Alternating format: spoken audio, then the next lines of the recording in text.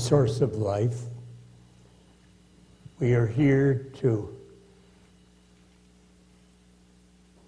remember, to perhaps cry, and perhaps laugh, as we remember the life of one who touched us all so very, very deeply. George Schumann moved us so very much. For George's love that united us in life, in which death cannot sever. For his companionship that we shared along life's path,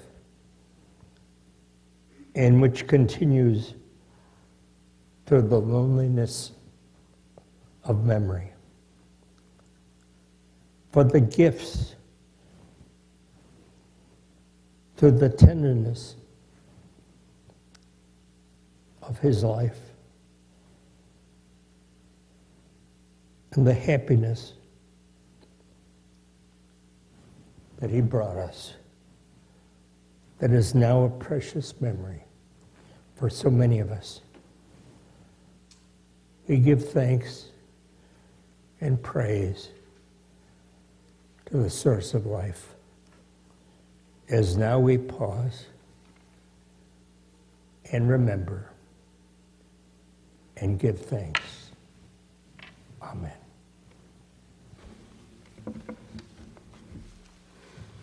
A reading from the book of Job. Oh, that my words were recorded. They were written on a scroll, that they are inscribed with an iron tool on lead, or engraved in a rock forever. I know that my Redeemer lives, and that in the end he will stand here on the earth. And after my skin is destroyed, yet in my flesh I will see God. I myself will see him with my own eyes, I and not another. How my heart yearns within me.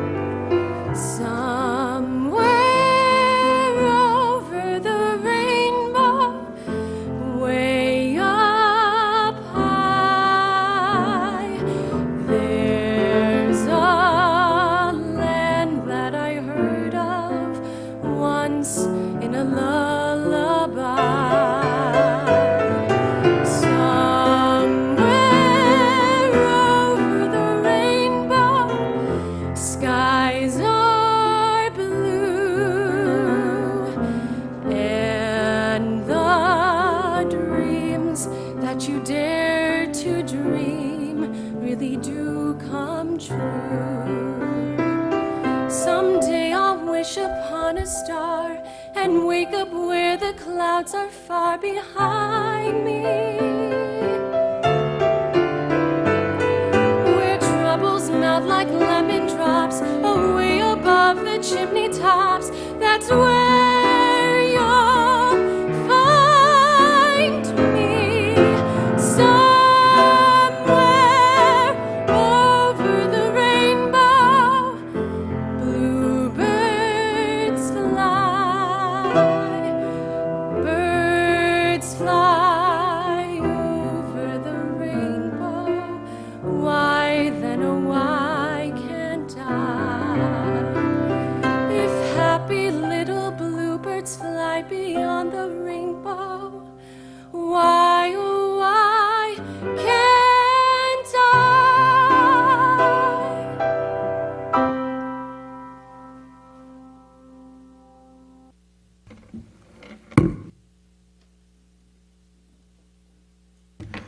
George Robert Schumann was a character.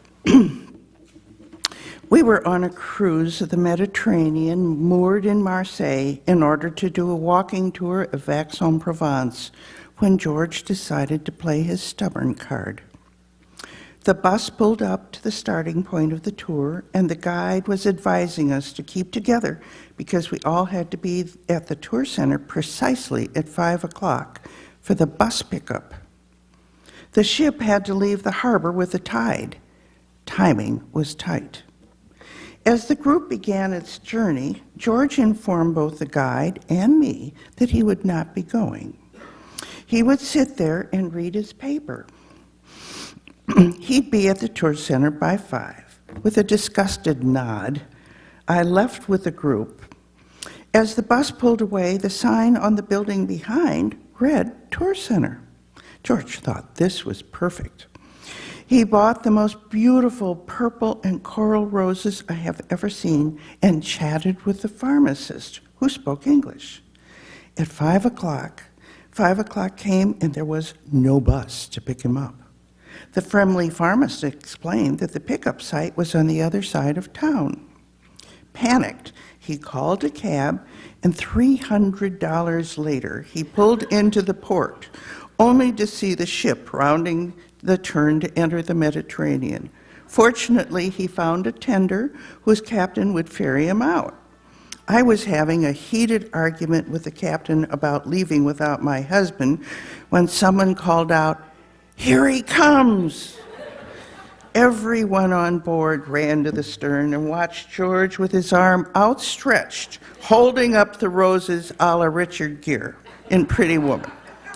Only the music was missing. Now he had to climb 3 stories on a moving rope ladder. I kept yelling, "Drop the roses, you'll fall!" Ignoring me, he climbed the ladder and, with a look of panicked relief, climbed into my equally frightened arms. He didn't play that stubborn card again. Well, at least on a trip. George was born December 28, 1932, in Oak Park, Illinois. His father, Charles Henry Schumann, was 65 when he was born and pure German. His mother, Mary Ellen Lynch, was 32 and pure Irish. They had 5 children. The last, Carol Gassman, was 5 years younger than George. George's early education was battled over by the very Catholic Mary Ellen and the couldn't-care-less Charles. Needless to say, George bounced between public and Catholic education, finally graduating from Fenwick High School, run by the Dominican Order. George loved to tell the story of his kindergarten class with Miss Mitchell at Hawthorne Elementary School. She chastised him for being loud. His response was, "Miss Mitchell, if you think I'm loud, you should hear Mom and Dad running around the dining room table with my dad yelling, 'To hell with the church!'" George's father was an architect-builder born the same year as Frank Lloyd Wright in 1867 and worked at the same time and place in Oak Park, Illinois.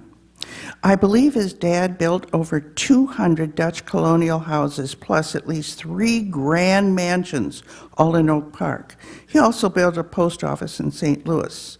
So he was a busy man who made a lot of money.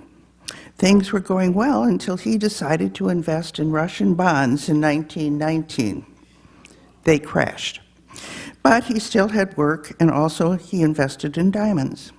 The family was supposed to move into the Schumann designed and built mansion at the corner of Chicago and East Avenue. It was known for having a large brick wall creating a courtyard around the house and the chauffeur's quarters. The crash of 1929 assured the family would remain in the lovely Dutch colonial house he built at 322 Wesley, and the mansion would be sold. Life for Mary Ellen and the children would become far more difficult when, in 1941, Charles died. George was 9. The crash and his father's following stroke and finally heart attack had been difficult. Now George's older twin brothers enlisted in the war, leaving his mother to run the house, raise the children, and put food on the table. George remembered looking in the refrigerator and wondering what they would eat that day. It was that feeling of insecurity that followed him all of his life, but it also pushed him to work hard. At a soda fountain at the age of 11 and later carrying cement blocks for the building of Weebolt's department store. To get spending money, he sold Balfour class rings to classmates at Yale. Many are still proudly wearing them, those that are still alive. It wasn't the Dominican who got George into Yale. Although a top student and a member of the team that won the Catholic League championship, their recommendation to George's one and only choice was a couple of bland paragraphs. By attending Cheshire Academy on full scholarship and winning the Sheridan Award for Scholar, Athlete, Gentleman, plus being the co-captain of their championship football team, he was able to garner a letter of such support that Yale welcomed him also as a full scholarship student. It was there that his love of architecture began that day in Vincent Scully's class when he became aware of Frank Lloyd Wright. Scully was a renowned Wright scholar who began the class with slides of Wright's work in Oak Park. After graduating, he went to work for Sears, Roebuck and Company. He began as a sales clerk and quickly worked his way up to buyer. He worked in several areas, but furniture was one of the largest. His skill was in marketing. He could take a failing product like the earliest shower curtains and creatively introduce them into the market. In the case of the shower curtains, for example, through a school friend, he got Chagall to do a line drawing, which when put on the plastic, made them instant bestsellers. People also framed them. He remained with Sears for 33 years, leaving in 1987 when they were offering a very golden parachute. His timing was perfect. Things went downhill for Sears after that. George had 6 sons, all chips off of his block. His joy was watching them grow, wrestle, enjoy music and sports. Best of all, they have become fine men, all well-educated and successful in their own fields, married fabulous women, and had amazing grandchildren. Aren't all grandchildren amazing? But both of ours really are. His real love beside family was architecture. He was among the earliest docents of the newly formed Chicago Architecture Foundation, located in the Glessner House at Prairie and 16th Avenue.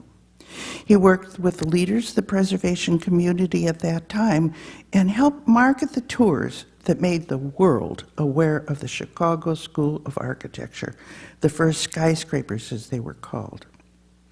It was the knowledge of Frank Lloyd Wright that he gained from his beloved Yale professor Vincent Scully that provided the catalyst for our getting together. Although we first met at the Stevenson Playground at the ages of 8 and 12, it was decades before we would further interact. I had to sell the community on the importance of Wright's architecture to the future of Oak Park.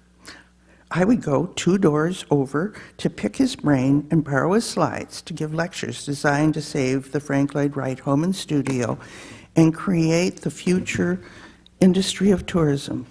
20 years later, I had the privilege of marrying this beautiful man. I'd like to share some of George's thoughts in his own words. Thanks, Barry, for finding this. The day of 9/11, we had been in Chicago and returned home, seeking our own sense of well-being. Here's George. By the time we got home, Dawn was in tears. The New York tragedy overwhelmed her. Looking for an antidote, we phoned our church to ask about a prayer vigil. Not today. So instead, we put on our sunglasses and windbreakers to go down to the beach. Thank God for the breathless beauty we are privileged to visit any time we desire. The wide span of shifted, clean sand wedging the blue, endless water against the sky. The sound of the waves rolling onto the shore. The clean light from the sun and the soft, balmy breeze. Paradise. Thinking of you, my family, I picked up the enclosed pebble. which had been washed ashore during the night. I ache for the many, many people who today see only confusion, wreckage, carnage, death. Why am I so lucky? Much love, Papa George. Not how did he die, but how did he live? I can remember thinking this as my father was telling me the news. He had recently picked me up from school, and as I was telling him about my amazing day and saying how I didn't want to go home, I could tell there was something off. I didn't mind, and I didn't ask, because my father was always somewhat quiet at times. As we walked through the gate and went to the car, I could feel us getting more and more distant. I hopped into the car and started telling him about how great I did on one of my tests. Hopefully that would cheer him up. I kept on talking, and I didn't notice the sadness on my father's face. Suddenly, in mid-sentence, my dad turned to me and told me that I wasn't going to be visiting Papa. I felt sad, almost mad. I felt a rage inside me. Why wasn't I allowed to see him? Thoughts rushed through my mind. And then the worst possible answer came out of my father's mouth. Caroline, Papa passed away this afternoon. I can't remember anything after that. But I can remember my face, my mind, and my everything just went blank. I felt tears start to form in my eyes, and I could feel a cold stream of tears run down my face as I quickly brushed it away. That's not funny, I said, but sure enough, it was true. I sat in my room, not knowing what to say or what to do, so I wept. I must have been in there for an hour or so until my phone rang. It brought back memories of our chats together on the phone.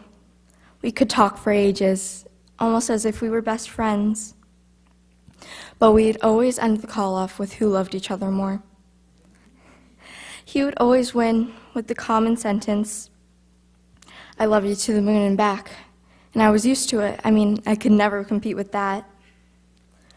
Or when he walked me down to the beach, even if he had trouble going up and down the stairs, and if I realized he had such a hard time, we would go back up. But if we did go to the bottom, he signaled me to play in the water. I'd rush toward the water and I'd jump in, and he would wait for me, even if he was tired. I thought about the times when I visited him in Michigan, and how every morning when I woke up, even if I woke up late, I'd see him already sitting at the kitchen counter waiting for me. He was reading something. He was always reading something. He was reading something with his glasses. I always thought he looked better with his glasses. Whenever I saw him, he usually got me gifts, usually jewelry, and everyone he got me always stood out. And I couldn't help but wonder if Grandma Dawn had helped him because she had a great taste in jewelry.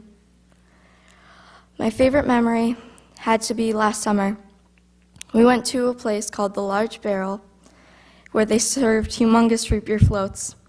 He bought one for me and one for him. He only bought one for himself, so when I was done with mine, I could have his. When I was done with mine, I must have looked happy, because as soon as he saw my face, he smiled.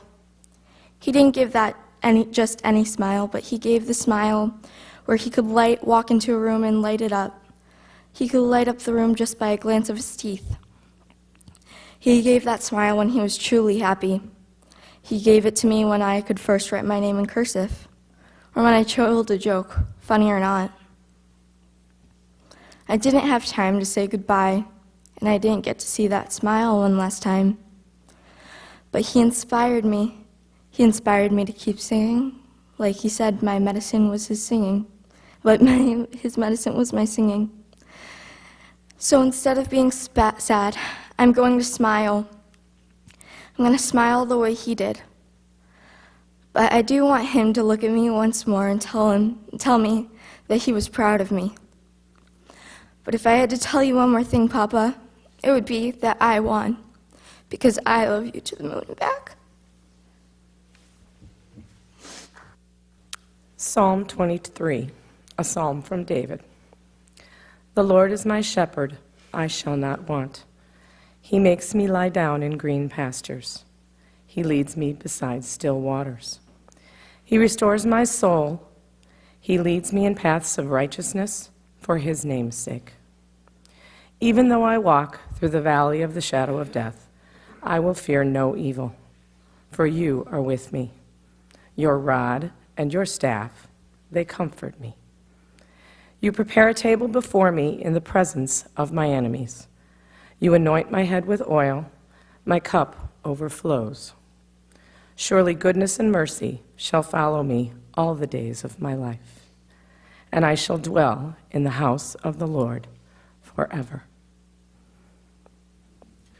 Thanks to everybody who's come together to participate in this memorial for my father. I'm proud of all the assistance everybody's provided. I'm proud of all my 5 younger brothers, how they've come together, each in their own way, to assist Dawn in putting together this celebration of my dad's life. I miss my dad. There are moments in a life, I miss his bear hugs. I miss his quiet strength. I miss the holiday celebrations growing up in Oak Park, decorating the tree, hanging lights, singing Christmas carols.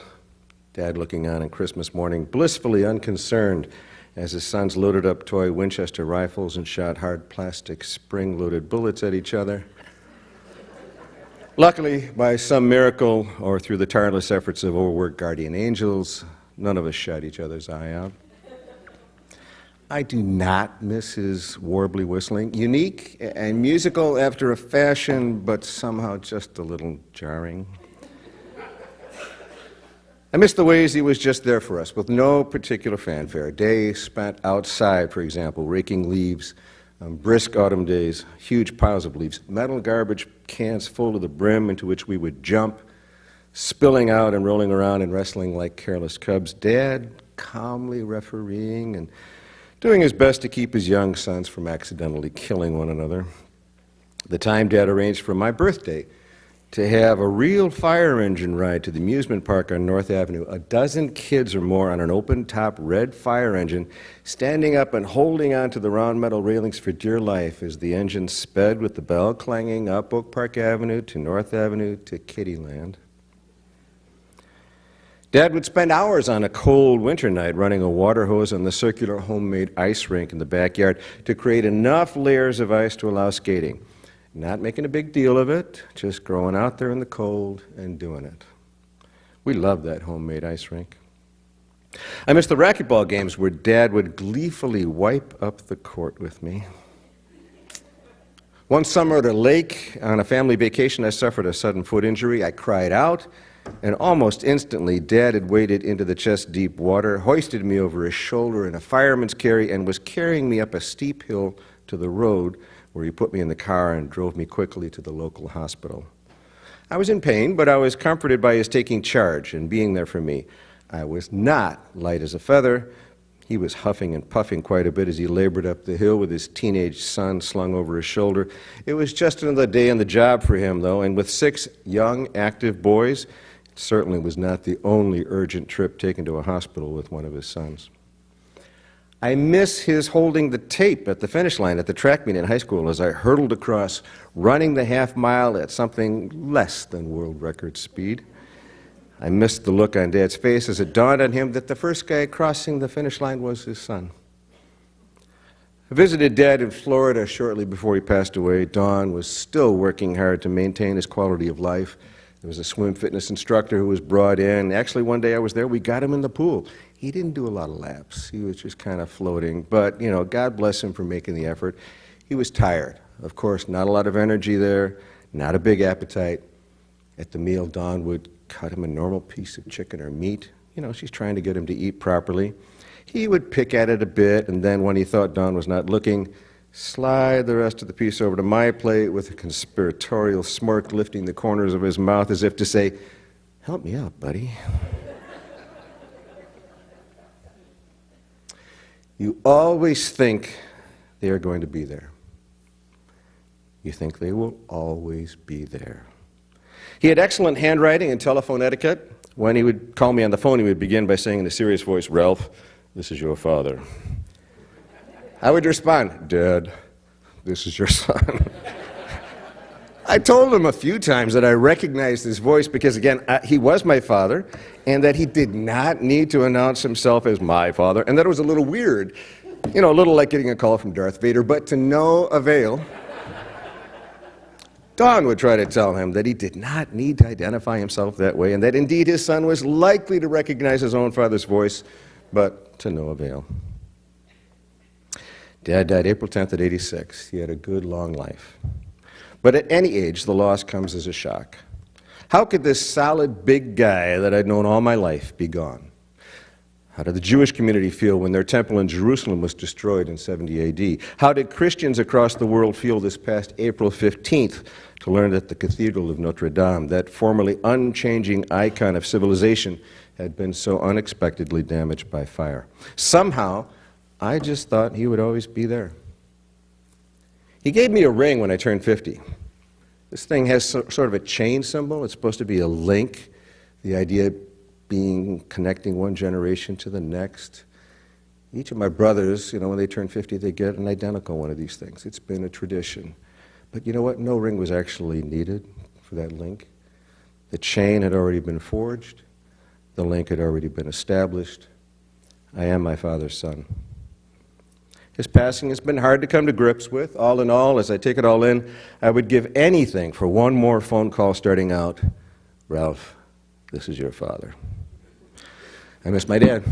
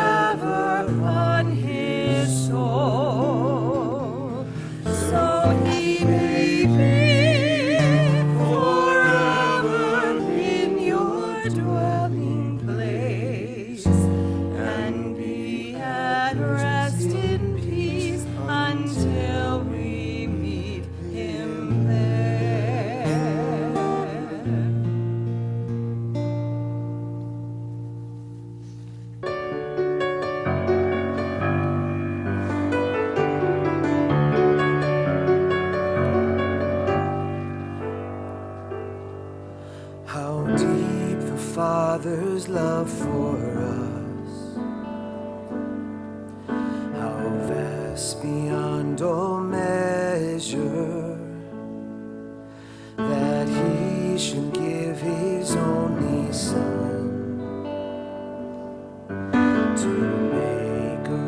richest treasure. How great the pain of searing loss. The Father turns his face away as wounds which mar the chosen one bring many sons to glory.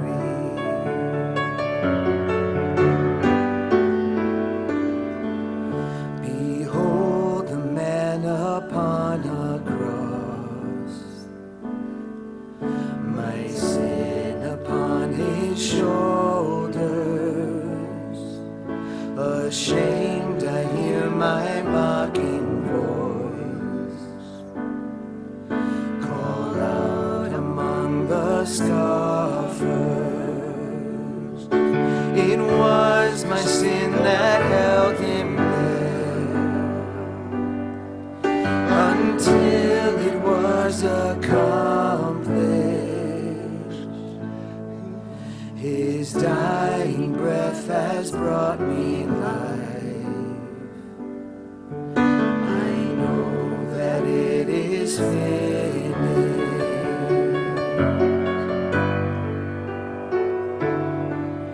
I will not boast in anything, no gifts, no power, no wisdom, but I will boast in Jesus Christ, his death and resurrection. Why should I gain from his reward? I cannot give an answer, but this I know with all my heart. His wounds have paid my ransom.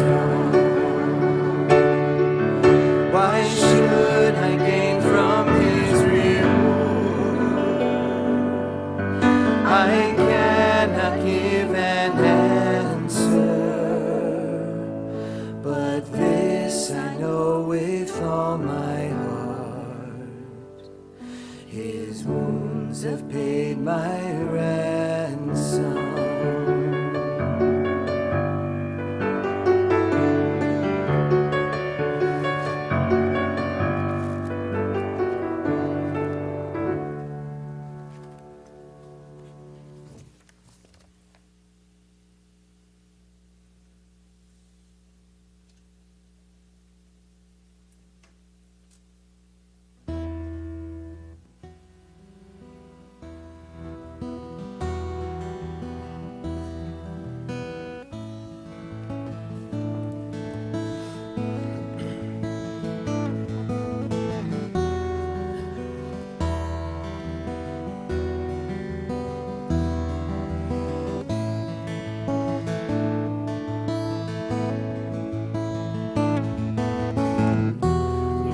I have to say may well be simple, but they're true.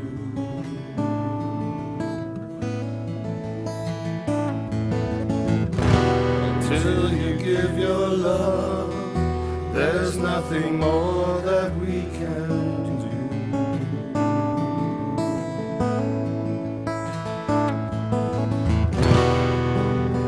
Love is the opening door. Love is what we came here for. No one could offer you more. Do you know what I mean? Have your eyes really seen?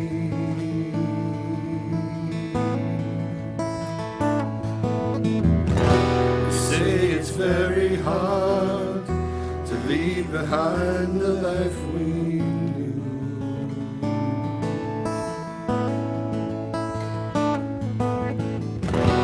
There's no other way, and I now it's really up to you.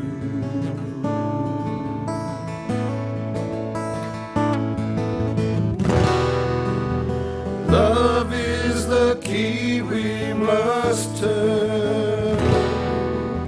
Truth is the flame we must burn. Freedom the lesson we must learn. Do you know what I mean? Have your eyes really seen? Love is the key we must turn. Truth is the flame we must burn. Freedom the lesson we must learn. Do you know what I mean? Have your eyes really seen? Do you know what I mean? Have your eyes really seen?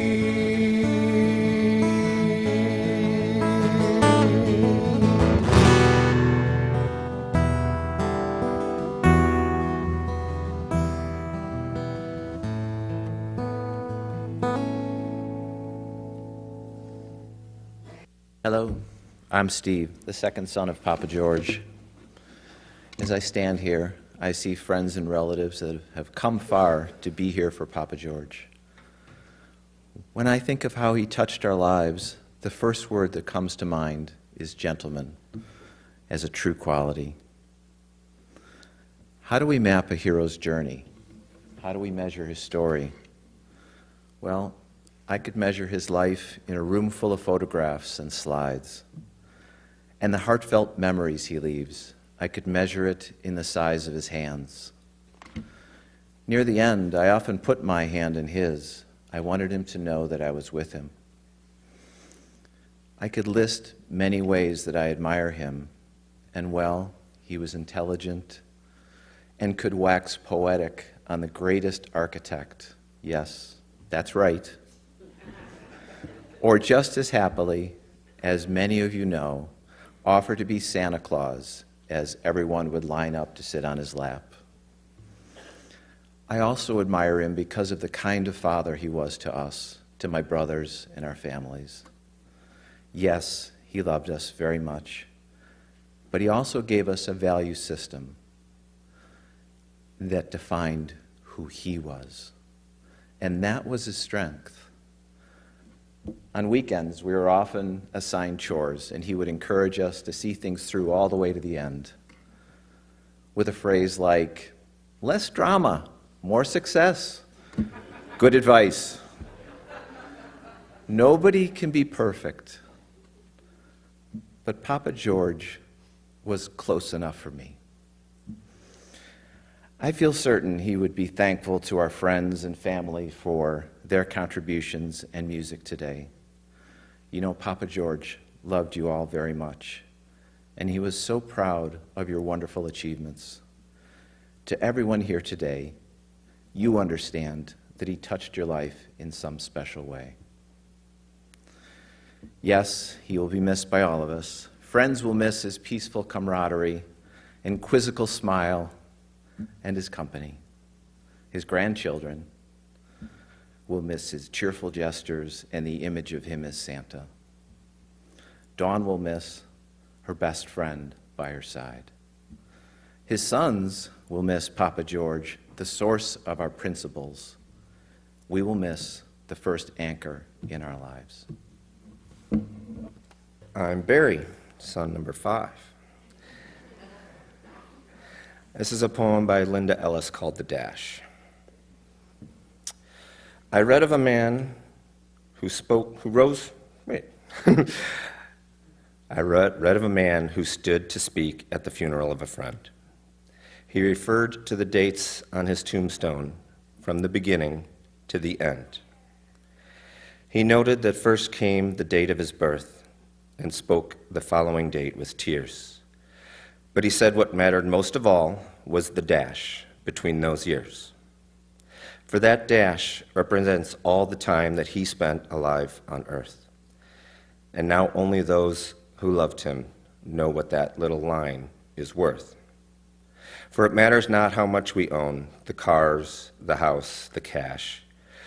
What matters is how we live and love and how we spend our dash. So think about this long and hard. Are there things you'd like to change? For you never know how much time is left that can still be rearranged. If we could just slow down enough to consider what's true and real, and always try to understand the way other people feel. And be less quick to anger and show appreciation more, and love the people in our lives like we've never loved before. If we treat each other with respect and more often wear a smile, remembering that this special dash might only last a little while. So when your eulogy is being read with your life's actions to rehash, would you be proud of the things they say about how you spent your dash? Thank you all for coming. I am Brian George Schumann, the third of George's 6 sons, and a proud chip off the old block. The greatest gift a father can give his children is the emotional security that springs from knowing you will always have your dad's unconditional love, despite giving him plenty of reasons to slack off. I know I speak for my brothers when I say we always had that luxury growing up, and indeed, right to the very end. I'd like to share with you a few words from the great 19th century orator, Robert Ingersoll, that speak to me about my dear dad. My friends, again, we in the mystery of life are brought face to face with the mystery of death. The record of a generous life runs like a vine around the memory of our dead. And every sweet, unselfish act is now a perfumed flower. This brave and tender man in every storm of life was oak and rock.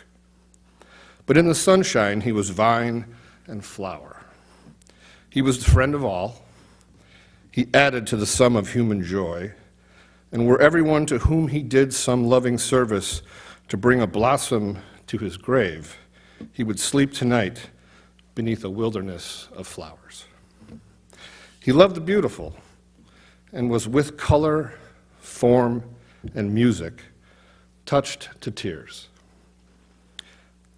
Life is a narrow veil between the cold and barren peaks of two eternities. We strive in vain to look beyond the heights. We cry aloud, and the only answer is the echo of our wailing cry. From the voiceless lips of the unreplying dead, there comes no word. But in the night of death, hope sees a star, and listening, love can hear the rustle of a wing. And now to you, who have been chosen from among the men and women he loved to do the last sad office for the dead, we give his sacred dust. Speech cannot contain our love. There was, there is, no gentler, stronger, manlier man. Goodbye, Dad. I will always love you.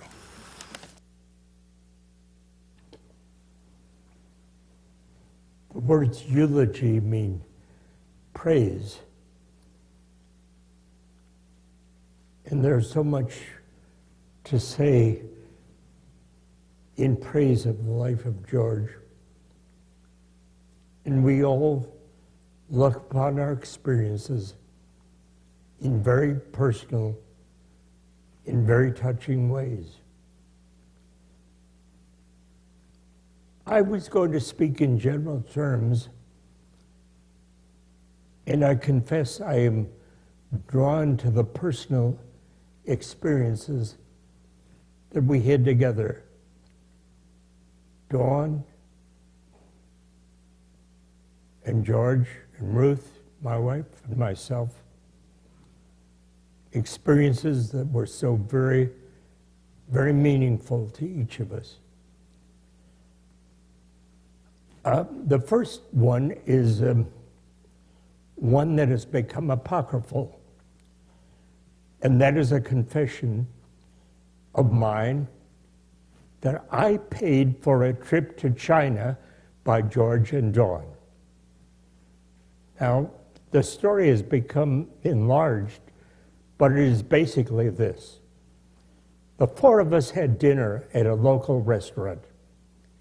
At the end of the dinner, we each, the two of us, George and I, gave credit cards to the manager of this wonderful restaurant. And after a few moments, we were given credit cards back. We did not examine the credit cards. George and Dawn went to China.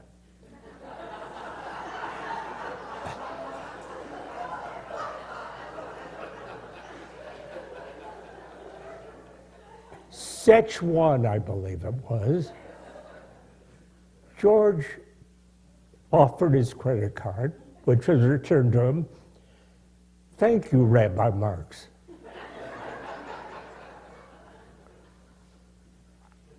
I paid for that trip.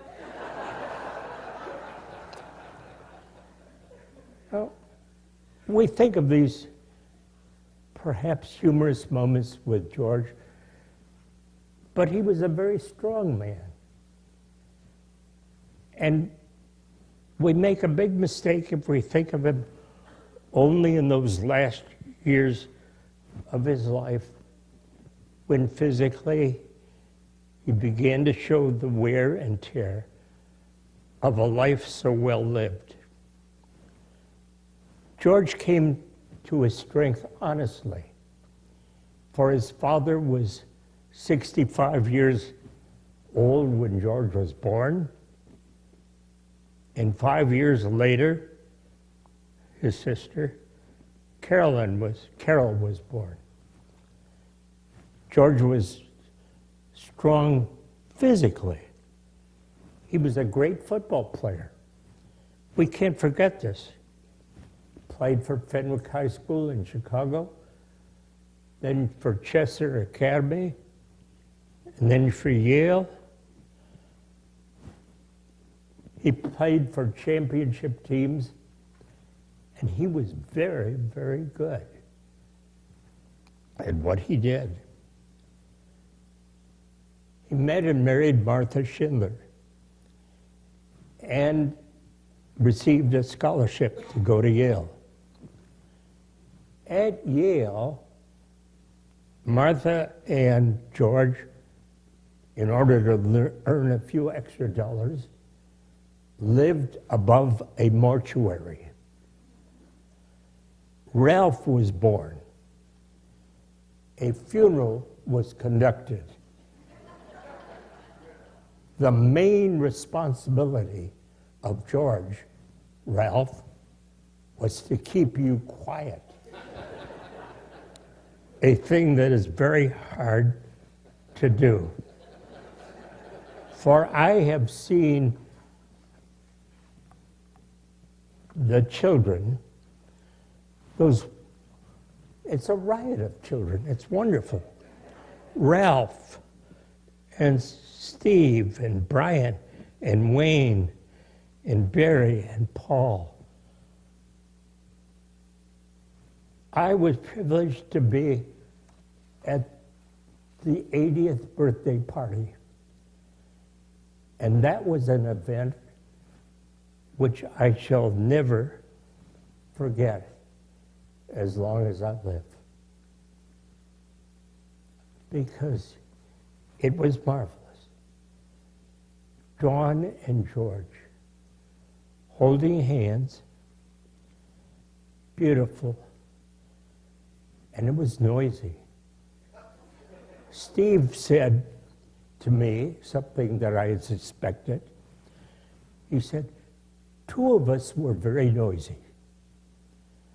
2 of us were very quiet. And I thought to myself, what about the other 2?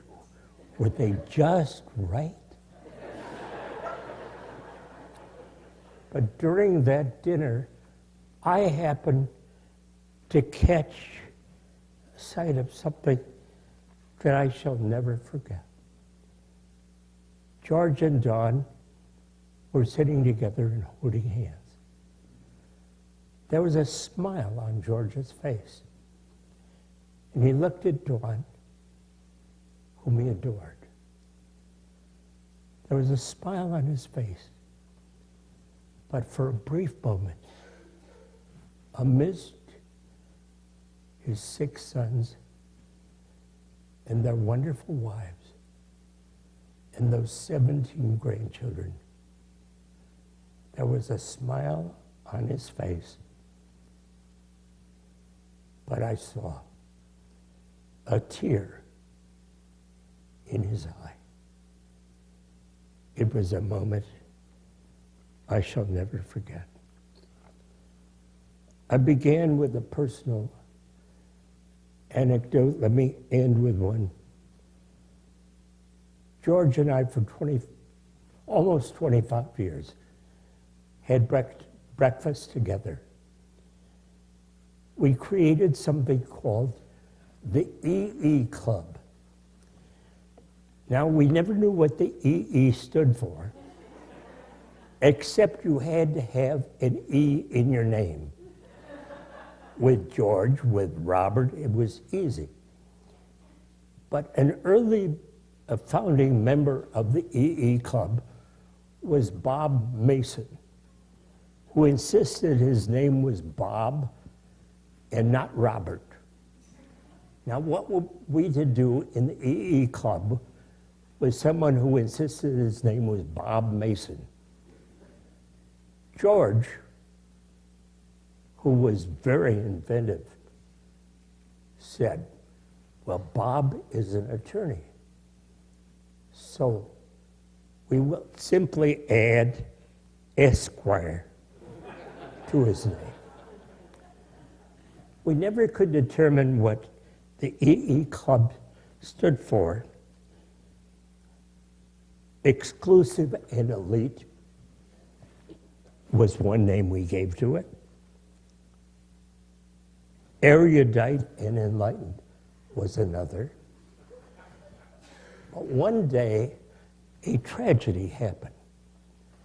She doesn't know I've never talked about this before, but Dawn, who was sitting at a few tables away, insisted on joining the EE Club, a very exclusive gathering. And we decided that the name was no longer appropriate. And George suggested that from then on, it be called the extensively and ridiculously egotistical club. I want to end with one more personal note that you've heard. George, one morning, one cold morning, and he and Dawn used to love to go to their home in Florida, which was just beautiful. And George loved the home in Florida, and he loved the home in Douglas. Both of them were his sanctuaries. But one cold morning, he was in Douglas, and he showed up at the EE Club meeting dressed in his Santa Claus outfit. Now, I want to tell you, no one was more Santa Claus than George. And if you want to know what a quintessential Santa Claus should look like, who better a source than a rabbi to tell you? But George was Santa Claus. He looked it. You know, the best ads I've seen don't compare to the way that George looked. He was magnificent. He had the laugh. He had the smile. He had the warmth. He had the look in every way. And I thought about that as I've thought about George these last few days and weeks. George was Santa Claus, not in the fictionalized version of Santa Claus, but in the warmth, the love, the acceptance, the smile. George was the most giving person I have ever known. We pray that those who knew him and loved him may take away from this moment something of that beauty, of that warmth, of that kindness, which will always be part of our memory, always be part of this moment, this time, when we give thanks for the life that was so beautiful, that touched us so deeply. And now, before we leave this sanctuary, may I ask you to rise for our closing prayer, and then we will have the recession prayer.